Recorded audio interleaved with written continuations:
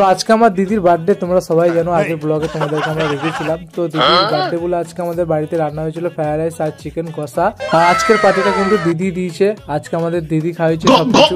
তো রান্না হওয়ার পরে আমরা সবাই মিলে একসঙ্গে খেতে বসে পড়েছিলাম, আর খেতে কিন্তু খুব সুন্দর হয়েছিল, দুজন মিলে খুব সুন্দর রান্না করেছিল। আর এদিকে চাটনি নিয়েছিলাম, পাঁপড় একটু, মিষ্টি একটু নিয়েছিলাম, দিয়ে সবাই মিলে খাওয়া দাওয়া করেছিলাম। তো এদিকে আমার ভাগ্নি আর আমার শালি মিলে বাহানা করেছে আমাদেরকে আজকে কল্পতরু পার্কে নিয়ে যেতে হবে। তো ওই জন্য আমি ওদের দুজনকে নিয়ে চলে এসেছিলাম কল্পতরু পার্কে।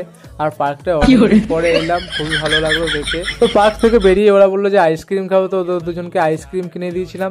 তারপরে আমরা চলে গেছিলাম আমার ভাগ্নিকে বাড়ি দিতে। বাড়ি দিয়ে আসার পরে আমি আমার শালিকে দিতে যাচ্ছিলাম বাড়ি। তখন আমরা চলে গেলাম বেনুদার চপের এখানে। তো এখানে আমরা অনেক কিছু চপ নিয়েছিলাম, খাওয়া দাওয়া করলাম। তারপরে আমরা চলে গেছিলাম বাদামতলার ওখানে, যে লাইটিংটা করেছে খুব সুন্দর, সেই লাইটিংটা দেখতে গেছিলাম। দেখো খুব সুন্দর লাগছে লাইটিংটা। তারপর আমরা লাইটিং দেখে চলে গেছিলাম রামপ্রসাদের এখানে লস্যি খেতে। লস্যি খেয়ে আমরা চলে গেলাম বাড়ি।